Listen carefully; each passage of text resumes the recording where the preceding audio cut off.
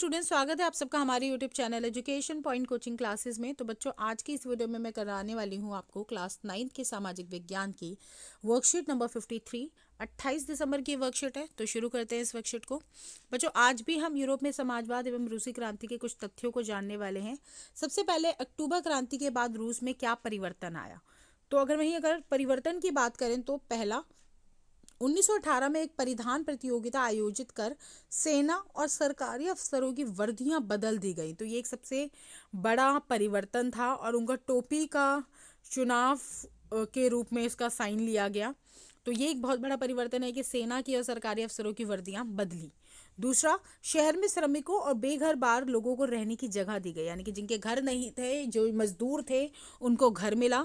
तीसरा, किसानों को सामंतों की जमीन पर कब्जा करने की खुली छूट दे दी गई, यानी कि अब वो उनकी जमीन पर कब्जा कर सकते थे। किसकी जमीनों पर? सामंतों की जमीन पर। चौथा, अभिजात वर्ग की पुरानी पदवियों पर रोक लगा दी गई। ये बहुत बड़ा कार्य हुआ कि जो अभिजात वर्गों के पास जो भी स्पेशल पदवियां थी, जो उनके स्टेटस थे, वो उनसे छीन लिए गए।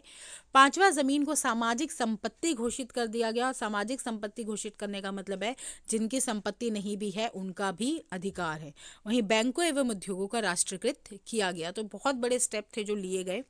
वहीं अगर बात की जाए, नवंबर 1917 वे संविधान सभा के चुनावों में बोल्शेविक बहुमत हासिल करने में विफल रहे, जीत नहीं पाए, वो वहां पे सरकार नहीं बना पाए। जनवरी 1918 में बोल्शेविकों के प्रस्ताव असेंबली द्वारा खारिज होने के बाद लेनिन ने असेंबली बर्खास्त कर दी और अखिल रूसी सोवियत कांग्रेस को देश की संसद का दर्जा दे दिया गया। तो जब उनकी डिमांड नहीं सुनी गई बोल्शेविकों की, तो लेनिन ने असेंबली को ही खत्म कर दिया और एक नई संसद बना दी। अब रूस एक दलीय राजनीतिक व्यवस्था वाला देश बन गया, जिसमें केवल बोल्शेविक पार्टी ही चुनाव लड़ने योग्य थी और बाकी पार्टियों को उसने दर्जा ही खत्म कर दिया। और ये रूसी गृह युद्ध का कहीं ना कहीं कारण बना। जब बोल्शेविकों ने भूमि पुनर्वितरण का आदेश दिया तो रूसी सेना टूटने लग गई।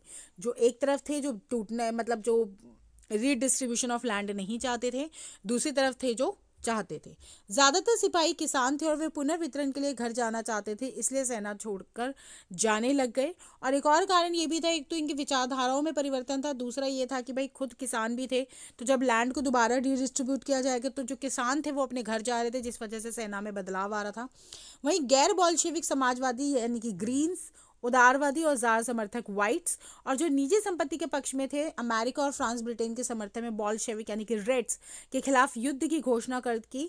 और इसके कारण रूस में गृह युद्ध हो गया, यानी कि आपस में ही तीन जो ग्रीन्स, रेड्स एंड व्हाइट्स थे, ये लड़ने लग गए।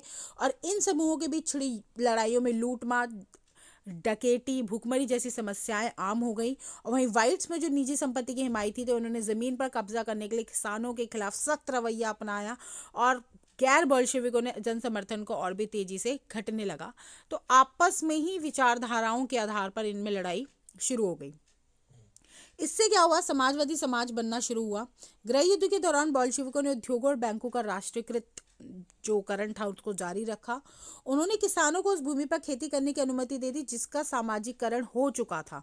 तो वहीं बोल्शेविकों ने जब्त की गई भूमि का उपयोग कर उनको सामूहिकता क्या होती है ये दिखाया कि भाई सामूहिकृत होकर वो लोग खेतीबाड़ी शुरू करें। गिरती अर्थव्यवस्था का सहारा लेने के लिए विकास को सुनिश्चित किया गया, केंद्रीकृत योजनाएं बनाई गई, वहीं पंचवर्षीय योजना नीति पर कार्य किया गया। शिक्षा को सभी प्रकार के विकास आधारशील मानकर प्राथमिक से लेकर उच्च एवं व्यावसायिक शिक्षा पर ध्यान दिया गया।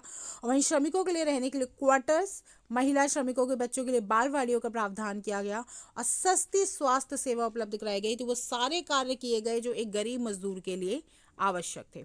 पहले प्रश्न की बात की जाए तो अक्टूबर क्रांति के बाद बोल्शेविकों के द्वारा क्या क्या बदलाव किए गए, तो ये सारे वो बदलाव हैं 1, 2 जो कि हमने अभी पढ़े हैं, 3, 4, 5 एंड 6। तो ये सारे के सारे इसके अंदर आने वाले हैं। प्रश्न दूसरा, रूस के गृह युद्ध में ग्रीन्स, व्हाइट्स और रेड्स की क्या भूमिका थी, तो अभी हमने पढ़ा है। जो भी गैर बोल्शेविक समाजवादी थे उनको ग्रीन्स, उदारवादी और जार समर्थकों व्हाइट्स, और निजी संपत्ति के जो पक्ष में थे और अमेरिका, फ्रांस और ब्रिटेन के समर्थ में भी थे, उनको रेड्स के लिए बोला गया। और ये तीन जो विचारधाराएं थी ये सामने आई। प्रश्न तीसरा, रूसी क्रांति के पश्चात एक समाजवादी समाज की स्थापना के लिए बोल्शेविकों द्वारा उठाए गए कुछ कदम। तो ये वो सारे कदम हैं जिसमें उद्योगों और बैंकों को राष्ट्रीयकृत किया गया और विद्यालय खोले गए, बच्चों की शिक्षा पर ध्यान दिया गया, महिलाओं के लिए जो बालवाड़ियाँ थी उनके बच्चों के लिए वो अवेलेबल कराई गई, सस्ती स्वास्थ्य सेवाएं दी गई, पंचवर्षीय योजना अपनाई गई और वहीं भूमि को सामूहिकृत किया गया। तो इसी के साथ आज की वर्कशीट हमारी पूरी होती है। मिलते हैं नेक्स्ट वीडियो में, तब तक पढ़ाई जारी रखिए। Thank you so much.